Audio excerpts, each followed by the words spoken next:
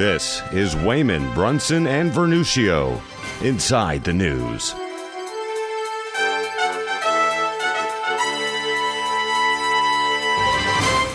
Well, welcome to the program Inside the News. So glad to have you with us on this day, and we've got a lot going on. And we've got Ben Brunson and Frank Vernuccio, all three of us. My name is Guy Wehman, and as you can see in your top left of the screen, we've got Frank Vernuccio in the bottom middle. Ben Brunson and I'm in the top right. So glad that you're with us. How you doing today, Ben? I am doing just great, gentlemen. It is a pleasure to be with you both once again. Absolutely. Frank Vernuccio up there in New York State. What's going on? Wishing we had Florida's weather. Yeah, boy, isn't that the truth?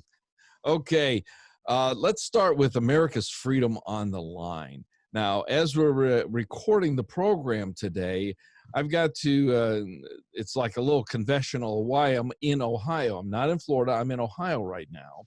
And a dear couple friends of mine, his wife committed suicide and directly related to COVID-19. Now, we're all saying that we need to reopen America, and we do, and about the virus. It's very contagious, and it is deadly. Over 90,000 people have died in the United States.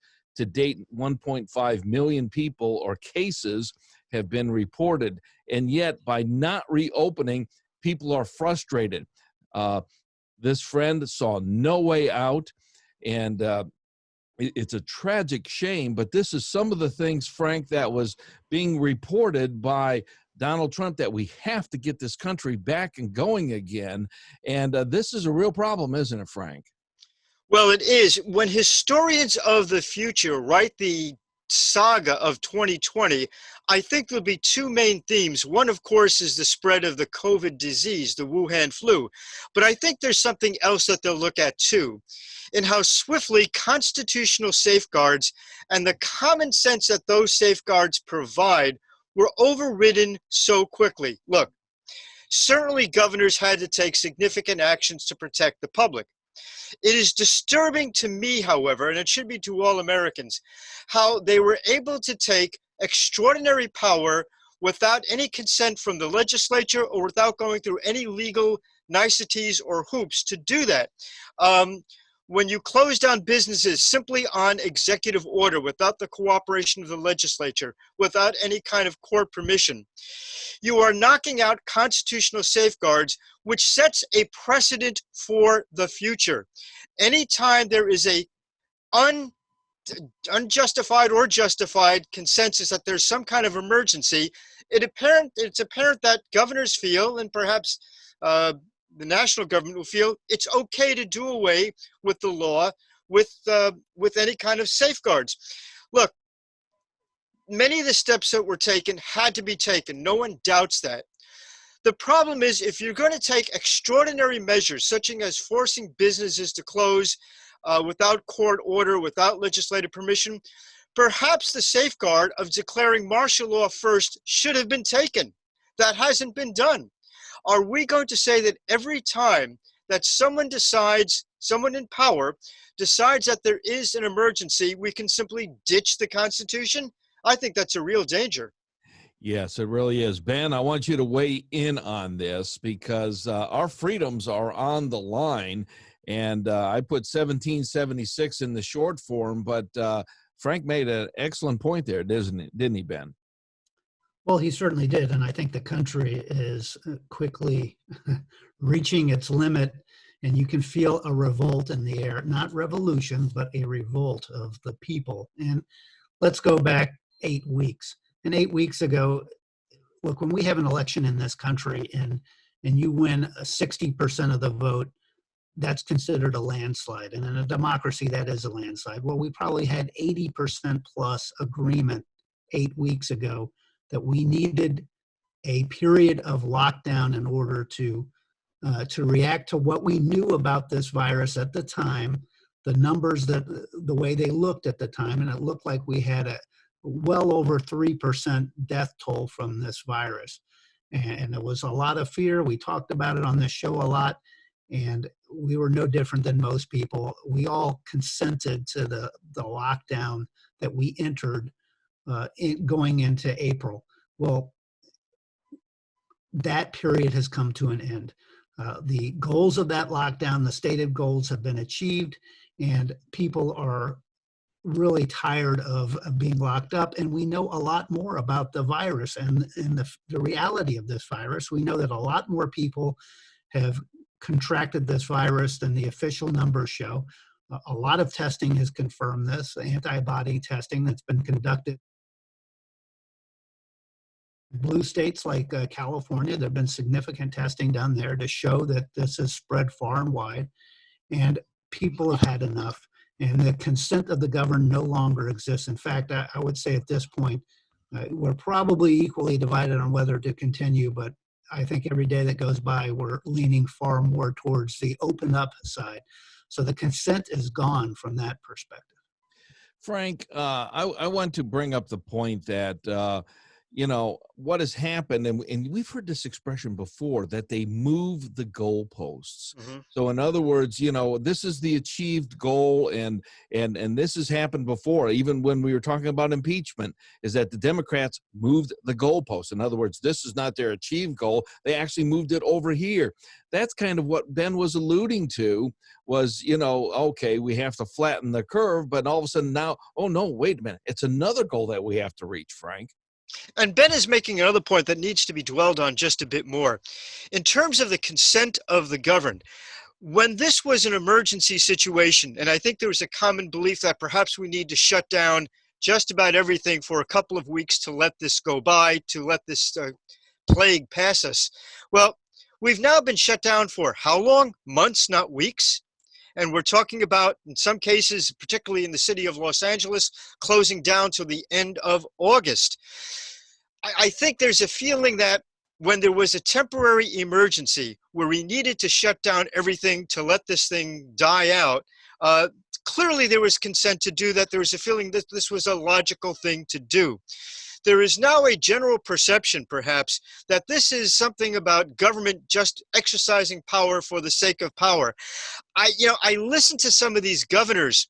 I listen to Nancy Pelosi and others talk about this, and I can't help but notice there seems to be a feeling of pleasure in the amount of power that they feel they can exercise in the midst of this crisis. And I think that's a dangerous thing. It's a worrisome thing. And I think behind all of these demonstrations, whether the ones in Michigan, the ones we've seen in Pennsylvania, now in New Jersey, I think we're seeing a reaction to the people, not just to the restrictions themselves, but to the belief that this is an opportunistic political class that is using this crisis to take unprecedented political power. Wow. I was fortunate enough to try and go to a Krispy Kreme donut place on Saturday morning. And what I found was that there was a line of at least 15 cars that went around the block. This is just for donuts. People are so much wanting to get out of their house. They want this reopening. And not only do we need to reopen, but America wants to reopen. And we fought, and I mentioned 1776, we fought for freedom back then. And it's just enough already, isn't it, Ben? Well, it sure is. And frankly, the Democratic Party should look at some of the early warning indicators, because this is not moving in their favor. We had two special elections last week. They were both in blue states. One was in Wisconsin, in a district that Trump won by a wide margin, in a state he barely won. And the Republican won that seat. And that, it doesn't really tell us anything, but the one that tells us quite a lot, frankly, was in the 25th District of California. That election was won by, that district was won by Hillary Clinton by at least 7 percentage points in 2016. Katie Hill, a liberal Democrat, had taken that seat. She was forced to resign due to her threesome sex scandal she had. And the special election led to the election of Mike Garcia, a Republican, by a healthy margin. He won 56% of the vote in that district. This is not a district in the northern mountains of California that is a well-known conservative area. This is in northern Los Angeles. This is the district that encompasses the Los Angeles SMSA. It's northern Los Angeles, This is typically a reliably Democratic district. It has been for 20 years. And that is a major win by Mike Garcia. And it is a reflection of the frustration of the people. The fact that Newsom and Garcetti are keeping California and LA respectively shut down way past the point where it makes any sense. We have all the knowledge to open up safely. People can do it. People are rational human beings. Yes, people will always make stupid decisions, but guess what? Those people don't listen to the lockdown orders to start with. So we need to open up. We know how to do it, and it's got to happen right now. This damage is devastating to our economy. Frank, there was this gal who had a nail beauty salon down in Dallas, and she dared to stand up in front of the judge and not apologize for reopening, and because she needed to get her business underway. And if we don't get some of these small businesses going, and I know that you are actually an advisor to some of the small businesses up in New York, they will be gone forever. We are looking at this point at the possibility, at least in the areas that I'm intimately familiar with, of 40% of small businesses not having the financial wherewithal to reopen after this is over. In addition, in larger cities, there are restrictions being placed on small business that would allow them to reopen, but with those restrictions in place, such as in restaurants, certain types of partitions, things of that sort.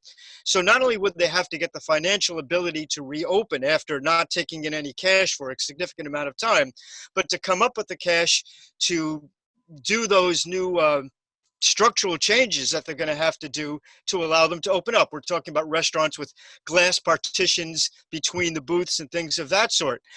So this is a real challenge. I don't think we've had a debate as a society yet whether we believe that it's worth losing 40% of small businesses throughout this country to continue this lockdown any further.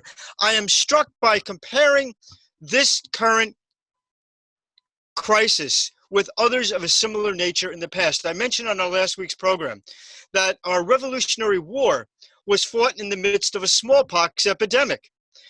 During the 1960s, and I barely remember this either, in 1969, there was an H1, I believe, N1 virus, which caused a great number of deaths. The nation did not shut down. The nation continued. In fact, one of the astronauts on the Apollo 8 mission got the flu while he was orbiting the moon. We didn't shut down as a nation. And again, going back to the point we discussed previously, I think too many people are I think people are correctly perceiving this as being an opportunity for politicians to take unprecedented power and to make changes in the economy that they've wanted to make but never could get the permission of the American people to make. We just have to look at Nancy Pelosi's latest bill in terms of COVID relief, and we see all sorts of extraordinary and totally unrelated measures, including that. Mail-in voting, things of that sort, which have nothing to do with COVID relief, but have everything to do with the political agenda, which too many people, particularly on the left of the aisle, are saying, this is an opportunity we can't waste. This is our moment to grab the power we've always wanted to grab. And I think that's why the American people are losing patience with this entire thing. Okay, Ben, we have about a minute and a half left in this first segment here.